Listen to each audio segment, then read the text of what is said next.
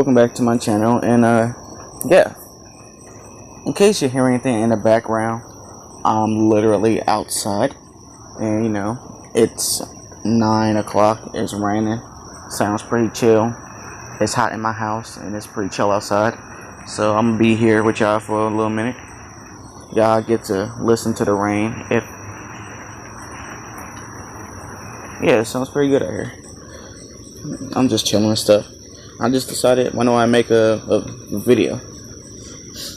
And this should come out on the 10th or the 11th of August, if not later. If I fucked it up, I am sorry. My schedule is very all over the place. It's all over the place, which leaves me very little room to just edit shit. So anyway, let me stop rambling and get on to the video. And this is very simple, gonna be, what if Naruto was Savitar? Now, people say it different. People say Savitar or Savitar. It doesn't really matter to me. He was a pretty cool villain. And yeah, I'm gonna make Naruto a villain in this. And don't expect too much out of this. It's just gonna be more like a origin story for the part 1. Alright? So yeah. With that being said, let's get on to the video. So we're gonna start off with Naruto. He's around 20 to 22 years old, He's getting married to Hinata. Alright, today's the day. So, you ready? Today's your big day. Sasuke says, yeah, I'm nervous, but I think I'm ready. Good. And let this be the only time you get married. Oh, trust me, I am. I love Hinata. Good. Well, I'll see you there, he says as he walks up. So Naruto, he turns around as he looks himself in the mirror. And he just breathes in and out like, alright, I can do this. And as he look at his watch, he's like, alright, I got another hour to get ready. So, we're going to cut to Sasuke as he walks outside and he pulls out his phone and texts someone. Or, let's just say he calls somebody. Hey, it's me. Get everything ready and find her. Make it to where she won't make it to their wedding. It doesn't matter how you do it. Just do it and notify me when you're done. And he puts his phone away and body flicker somewhere. So we're going to time skip an hour later. And Naruto here arrives at his wedding. Huh? No one's here. As he looks at his watch. No, I'm not late. I'm on time. Huh? As he looks around, he walks into a room which is completely empty. No decorations, no food, nobody. Just a plain building, with the only thing being there is a note on the table. As Naruto, he picks up the note and he reads it. Did you really think that you had family, friends, who actually go to your wedding? Don't be silly. Even your fiance won't make it. Wait, actually, there are people headed there, but not the ones you think, since you do have her blood on your hands. And why would you kill your own fiance? Now, you have no one in your life anymore. What are you going to do? Since no one's going to believe you. Demon. As the message ends. Naruto, his eyes starts to tear up as he crumbles the letter in frustration and anger for the person who killed his fiance and framed him and betrayed him. As he hears footsteps and a voice as he turns around towards the door. I am the Hokage, Kakashi Hatake. Naruto, please step outside with your hands up. You're under arrest for the murder of Hinata Hyuga. Please don't make us use force. Come outside. And Naruto, he starts to cry. Hinata's dead? He walks out, still holding the paper in his hand, saying, I didn't kill her, I swear. Why would I kill someone I love? He says as tears fall from his face onto the ground. Stop walking or we will use force, Anbu Captain said. But Naruto just kept walking slowly towards him. Naruto, stop! Or the Anbu started attacking Naruto. We warned you about this. You should have took the warning, as they all start attacking him. And Naruto, he sees them and makes time stop.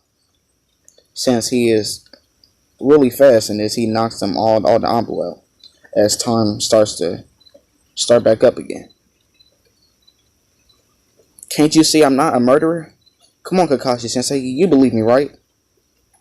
As Kakashi, he kind of doesn't say anything for like a few seconds, as he says, "Look, kid, just color me and this will all be over."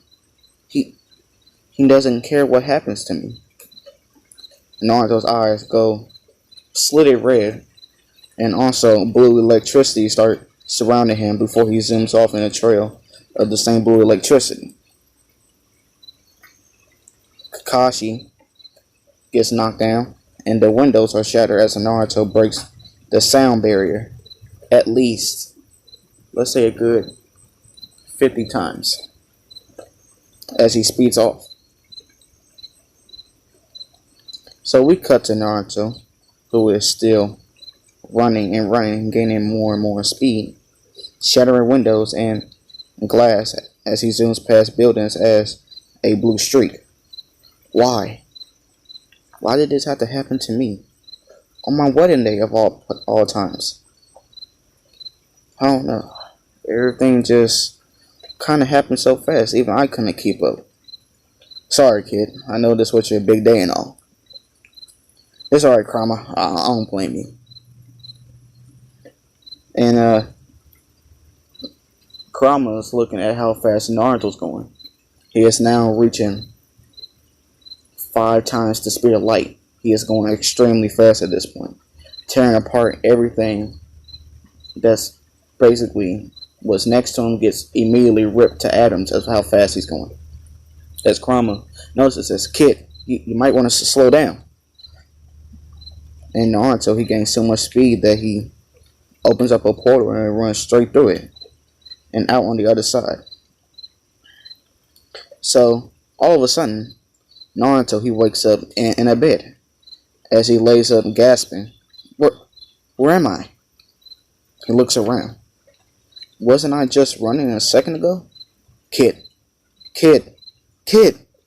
Kurama? What happened? I don't know, but I think that portal you went through brought you back in time. And from the looks of it, I think you just got your ninja headband. Oh, okay. Wait, does that mean Hinata's alive? And at that point, he remembers what happened. Who killed Hinata? Who would betray me? Well, everyone who would eventually leave me, or would just eventually stab me in the back. Well, that's true, but for now, I think you should get out of here. You're right. And Naruto said as he goes to the window, "You see, kid, the experience, open your eyes. Every human is the same. They're greedy, selfish, rude, self-absorbent. They lie. They stab you in the back every chance they can. If they don't have anything that's useful, you're garbage to them. If you're different from them, you're garbage to them. If you're like them, they treat you like you're trying to outdo them and hate you or despise you. The human race is a disease that has infected this world and needs to be cleansed. And you'll be the one who does that. Hinata, Hiruzen, Tsunade, Jiraiya were the only few people who weren't faking their friendship with you or relationship with you or using you for their own personal gain. You're right. Goodbye, Konoha. But before you go, Naruto, leave a clone here, or a blood clone, because I feel like you're going to need to fake your death for you to get out of here. Naruto's like, alright, as he makes a blood clone. Goodbye, Konoha, he says as he looks through the window, and blue lightning appears around like before, and he runs, facing through the wall, shattering his window, and lands on the ground and zooms off, creating a huge shockwave, causing every window in the apartment complex to just shatter, and causing the whole building to just collapse at the same time. Basically, what Naruto does is basically in the Sonic movie where he charges up so much power and just releases it everywhere. That's basically what happened. Except Konoha isn't really electricity based, so they don't really have to worry about power outages like that. But yeah. And this alerts everyone. And a few Hokages are like, not a few Hokages, a few Anbus are like, Lord Third.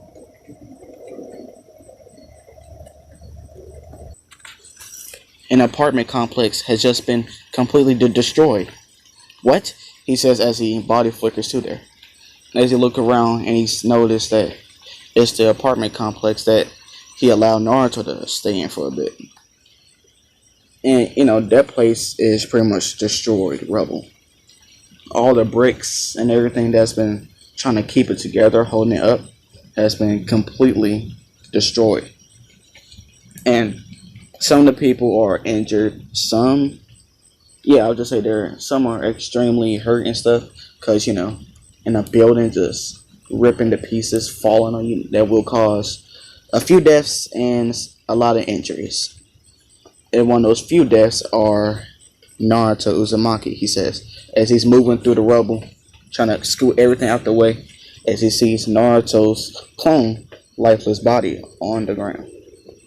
And Hiruzen was just pretty much shocked. And, you know, he started crying a bit, as he thinking to himself, no, Minato, Kushina, I couldn't keep your son alive. As he's pretty much crying to himself. And one of the civilians who were actually able to avoid the collateral damage to himself or any injury. And he says, serves him right. I'm glad the demon's dead. And right then and there, Hiruzen decapitates that man. And everyone, they're shocked, they're quiet. And Hiruzen has blood boiling in his veins, eyes red, as he looks towards the civilians, even the Anbu, looking towards everyone. As he says, I dare you to say that again. Anyone who calls this child a demon again will get killed immediately by me, he says as he body flickers away. Or he takes Naruto's body and body flickers away. So the news quickly spread out through Konoha that Naruto Uzumaki was dead. Some didn't really care. Some felt pity. Some were happy that the Kyuubi, the demon, was dead. And there are a few individuals who actually cared. And those few individuals being, let's say, Kurosai, Asuma, Hiruzen, and Hinata and Hanabi. Because, you know, Hanabi knew that Naruto was a pretty cool person for Hinata, at least. Which led to her kind of being chill about Naruto and stuff. But Naruto knows she will also be one of the few to eventually betray him and stuff. But Hinata, she was pretty sad about hearing that Naruto died. Very sad, in fact. In fact, for when she was supposed to be assigned to her Genin team, she almost didn't leave her room and stuff. And, but deep down, she just had this feeling, this thought that Naruto was still alive somewhere. She didn't know how, and she didn't know where. But she just knew that he was alive somehow. So, let's cut to Naruto as he is running still, as he stops running, and he reaches the top of a building of a random building, as he looks on towards Konoha. And as he looks down, he sits down on the corner of the building rooftop. I would say I'm sorry for just leaving, but I don't care anymore. I'm done being nice, because nice people go nowhere in this world. Most shinobi are just as crooked as some of the people I went against. Pain, Obito, Itachi, Madara, hell, even Kaguya. All had reasonable reasons for why they're doing what they're doing. And they had goals. And they stuck by them goals to the very end.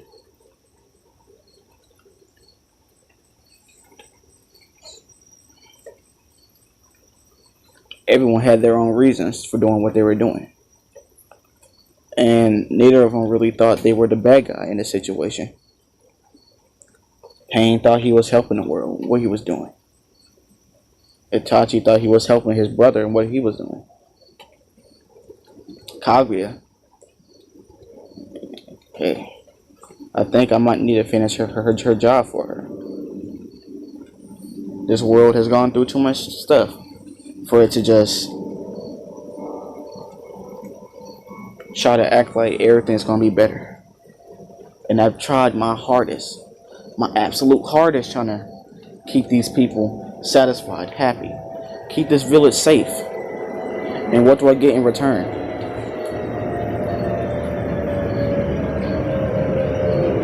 A death? A betrayal? From my so-called friends, family? It's bullshit. But it doesn't matter anymore.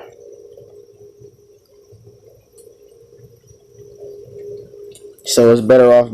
So if need be, I guess I'll be better off being a villain in this world. And I will use my speed to fix this world. He says as he stands up, I will become the god of speed. I will be called Salvatore. Yeah, I had to get a little edgy on y'all. Alright, this is where I'm going to end it. Tell me what you guys think. Leave a like, comment down below, subscribe. Yeah, I'm still going to chill out here outside for a bit. And yeah, with that being said, I'm out. Peace.